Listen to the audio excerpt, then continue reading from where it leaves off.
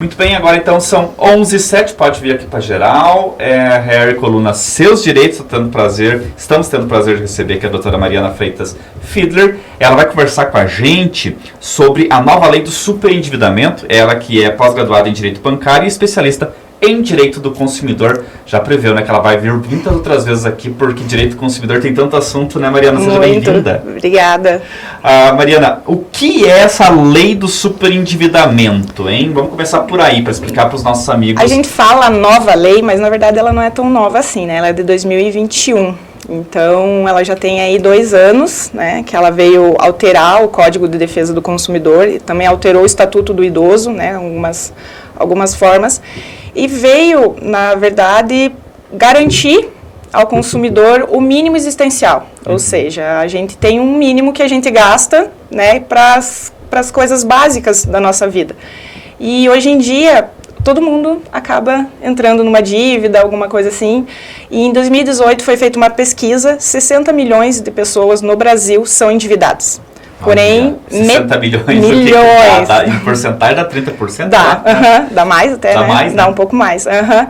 E os superendividados, que se enquadram nessa lei, seriam 30 milhões. Então, a gente tem um número muito grande de dívidas e de endividados, né? O superendividado, qual seria o corte? 30% do salário, digamos assim, da renda. Não tem... Ela ganha. Não é um valor fixo, né? Então, a gente tem ali um estimado e seria esses 30%. Que a gente sabe que muitos gastam muito mais que isso. A gente recebe o salário e numa semana já pagou as contas e não tem mais nada, né? Sim. Então, seria esses 30%, assim, uma média mais ou menos do rendimento. Certo. Quando começou a vigorar essa lei que menciona as alterações e quais as alterações que trouxe ao Código da Defesa do Consumidor com relação a essa legislação? Essa lei ela é de junho de 2021, né? Começou a vigorar em junho, vai fazer 2 anos, é uma lei bem recente. E como alteração, ela trouxe o principal alteração é a ação de repactuação de dívidas, né? Então, seja, você tem os requisitos ali, e você pode entrar com uma ação, a gente conhece muito a recuperação judicial de pessoa física, né, de pessoa jurídica. Então, ela se assemelha muito a uma recuperação judicial. Você vai lá levar todos os seus débitos, vai fazer uma planilha, vai entrar com todos os contratos, com tudo que você recebe e tudo que você gasta, para tentar uma audiência, né, perante o juiz, de um acordo com todos os seus credores. Ali você vai juntar e vai repactuar todas aquelas dívidas. Claro, vai garantir a dívida principal, os juros, os encargos, porém terão redução, suspensão de alguns encargos, prazo maior.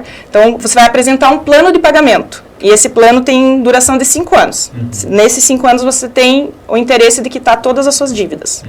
Até porque quem vai fazer a proposta para a pessoa sabe que ela não tem condição nenhuma de pagar com o juro e tudo, porque ela realmente é uma super endividada, né? Exatamente. O que seria o mínimo existencial? O mínimo existencial é o direito básico, assim, então seria o que a gente precisa para sobreviver. Seria, né, falando assim, então é água, luz, comida, o básico. Seria esse o básico, né? Então, você lá tem o teu salário, você não pode ter 30% do seu salário, mais de 30% do salário comprometido, porque você teria que garantir teu mínimo. Entendi. E ele abrange qualquer tipo de dívida que a pessoa tenha, ou é especificamente em alguns casos? Então, não é todas as dívidas.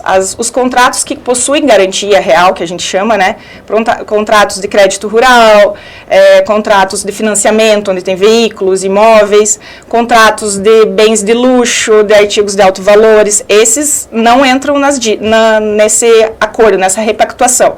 E aqueles contratos que são feitos com má fé, né? Que você já faz o contrato já com o intuito de não pagar. Então, essas dívidas não entram. O resto entra todas as dívidas. E como é que funciona, então, a ação de repactuação e revisão dessas dívidas, doutora? Você entra com uma ação, ali como eu te falei, você vai fazer toda uma planilha, né, com todas as dívidas, vai ser chamado todos os credores para uma audiência conciliatória. Ali você vai apresentar esse plano de pagamento de 5 anos, né? Até 5 anos, digamos assim. Mas um credor não aceitou. Então, esse credor vai ter uma proposta de pagamento compulsória. O juiz vai determinar como será feito o pagamento daquele credor e digamos que ele vai para o final da fila. Primeiro vai ser os credores que aceitaram a proposta, né, do plano do devedor, e esse credor vai ter uma proposta compulsória determinada pelo juiz. Bacana, né? E qual que é o prazo para pagar essas dívidas? Existe um prazo fixo? Sim, 5 anos. Você 5 tem, anos. o teu plano tem que ser limitado a 5 anos, né? Aquela história, tem muita gente que acha que bom, talvez seja verdadeira, que caduca em 5 anos uma dívida, caduca mesmo? Não é que caduca, na verdade, para você cobrar judicialmente, você tem um prazo de 5 anos, sabe? Sim. E não são todas as dívidas, tem dívidas que têm prazos maiores, tem dívidas que têm prazos menores, então não tudo depende, né? Como falam no direito, depende. Mas normalmente ela, para ser cobrada judicialmente né? tem um prazo. Porque a pessoa pode ficar tentando de forma amigável, vamos Sim, dizer assim. Para entrar na justiça são 5 anos. São 5 anos. Mas não quer dizer que deu 5 anos, caducou, ninguém Não, mais. bom, pode continuar a cobrança Pode só de uma continuar outra forma, de extrajudicial. E também a justiça geralmente não leva tanto tempo assim para julgar um caso assim, né? Não, os casos até de cobrança judicial estão mais rápidos, né? E também, se formar uma dívida muito alta, pode entrar nas pequenas causas, né? Sim, que é mais rápido ainda, sim. né? E assim, a partir do momento que entra judicial, esse prazo, né, ele interrompe. Então, ele tem o prazo de 5 anos para entrar judicialmente, porém, quando entra, ele já não conta mais o prazo, sabe? Então, ele pode ficar ali cobrando durante anos. Não se livra tão fácil assim de uma dívida, não né? é tão fácil. O que acontece se algum credor não aparecer para audiência conciliatória? Quer dizer, foi para a justiça, mas algum dos cobradores não apareceu. Aí é suspensa a exigibilidade do crédito daquele credor, né? Fica suspenso, né? E aí o juiz vai fazer compulsoriamente, como eu falei. Ele vai apresentar um plano para aquele credor em específico, de forma compulsória, né? Vai obrigar o credor a aceitar que é aquela forma de pagamento. E esse credor vai receber por último, digamos assim. Os outros terão preferência, né? Hoje a gente diz que o acordo é a melhor solução, né? Então, aqueles que aceitaram o acordo terão uma preferência de pagamento. Tanto para o credor quanto para quem Exatamente. Está devendo, né? Exatamente. O acordo sempre é o melhor caminho, né? O que irá conter no plano de pagamento? Irá conter toda a forma de pagamento, né? Os prazos, as reduções dos juros. O principal vai ser sempre devido, né? A gente não pode fugir também de dizer assim, você vai lá e vai ter você tem uma dívida de R$5.000 do principal e vai pagar 2.500. Não vai acontecer isso. O principal vai ser sempre devido, né? Vai ter uma redução de juros, vai ter uma postergação, dilação de prazo, e assim o credor vai ter uma facilidade maior de receber e o devedor de pagar. Entendi. E caso não haja um acordo ali entre o credor e o devedor, como é que fica essa situação? Aí daquela forma que eu te falei, exatamente como aquele credor que não aceitou o acordo. Vai ser por conta do juiz. O juiz vai fazer um plano de pagamento para esses credores, compulsoriamente, né? Se livrar da conta não vai. Tão fácil assim. Não é para se livrar. Não dá para se livrar. O pessoal da Veloz Assessoria está comentando, corre e fala, atleta e doutora. Obrigada. Você foi naquela maratona que corria 70 quilômetros? Não, naquela não. Naquela só foi o Luciano e o... O que foi aqui? 70 quilômetros, né, Estela? Você revezando teve gente ali, que eu tava contando e duvidou. Mas não, é verdade. Calma, eles fizeram, né? Verdade, 35 né? cada um, né? A Andréia tá perguntando aqui sobre esses feirões que fazem de renegociação de dívida. Ela disse, ok, né? Esses feirões a gente sabe que a gente pode ir. Mas se não tiver um feirão, como é que eu posso me valer aí dos benefícios de um feirão? Existe uma forma assim de eu ir procurar? Sim, você procura o credor, né? Ou até mesmo quer entrar judicialmente, né? Nesses casos assim, de fazer uma repactuação judicial, vai ser da mesma forma. Claro que não vai ser apresentada as propostas que o fornecedor lá, né? O credor faz desses feirões. Porém, a gente pode chegar num acordo amigavelmente, né? Então, é demonstrar a boa-fé do devedor, que ele quer pagar aquela dívida. É isso que essa lei veio estipular, né? Porque a gente sabe que tem muita gente hoje que faz dívida já com o intuito de não pagar, né? Então, essas questões aí realmente não entram. A Emília está comentando também assim, a gente paga em dia e de quem não paga acaba se beneficiando. Exatamente. Né? Os refis, né? Os famosos refis dos impostos, né? Né? E tal. Que você tem razão, você tem, né, Emília? Agora, tem uma questão aí que é do nosso nome, né? Sim, doutora? o Porque nome é sujo, né? fica o registro lá, né? Que Fica, você com teve certeza. uma dívida e tal, né? Que não foi paga e isso não é legal, né? Hoje em dia Isso- tem aquele tal do score, né? Então, score, às vezes, né? limpei meu nome, mas meu score continua baixo. Mas é por causa do passado, digamos assim. Fica uma marca, né? Fica uma marca. Isso também é interessante falar do tal do score, né? Uhum. Hoje a gente tem também uma legislação sobre o compartilhamento do seu cadastro, né? Sim, Isso é tem uma interessante. limitação. Então, se eu pagar em dia minhas contas, eu posso ter um benefício em juros, por exemplo. Sim, Né? aham. Até Juros menores. nos financiamentos, nos empréstimos, já vem um juros menor, né? Porque ele através do score, ele consegue saber se você é um bom pagador ou não, né?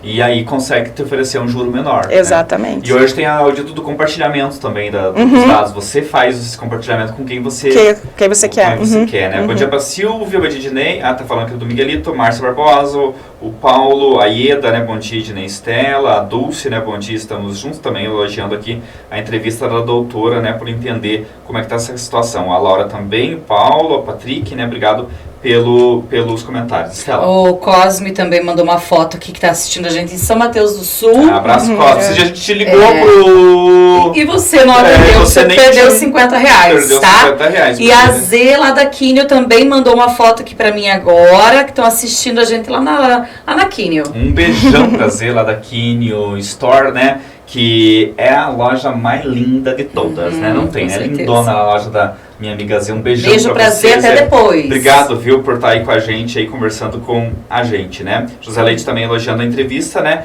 E falando que há uma má fé de quem também empresta dinheiro para quem não tem condição de pagar. Né? Exatamente, e essa lei também veio falar sobre isso. Até no Estatuto do Idoso houve uma alteração por causa dessa lei, porque antes, né, existem os consignados, até pode ser um próximo tema, né, para Ótimo ser, tema, por para ser sinal. conversado posteriormente, dos fornecedores que vendem o crédito sabendo que a pessoa já não tem a condição de pagar, né.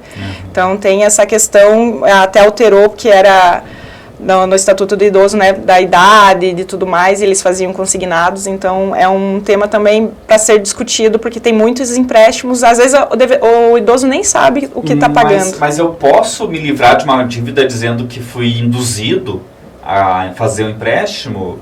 Induzido meu pai, só se teve coação, né? Se você tem que foi provar, coagido a pegar esse empréstimo, né? E Mas tem que provar, sim, né? sim. Essa Tem situação. tem todo um requisito, né? Certeza. A Sarei também, super entrevista, a doutora Mariana domina o assunto e as pistas de corrida. E a Letícia Schweitzer, excelente explanação, doutora também, mandando aqui um beijão Obrigada. pra você, né? Eu não gosto de ser chamada de senhora, eu gosto. Ninguém gosta. Não. Doutora Mariana Freitas Fiedler é advogada, pós-graduada em Direito Bancário, especialista em Direito ao Consumidor. O assunto do programa de hoje, do quadro Seus Direitos, foi a nova lei do superendividamento. Eu deixo espaço para a doutora se despedir, complementar com alguma informação, né, que porventura a gente não abordou aqui. E ela vai voltar, tá? Porque Direito ao Consumidor tem muita coisa para a gente abordar, né? Muito mesmo. Não, obrigada pelo espaço e vamos voltar sim. Obrigado, doutora.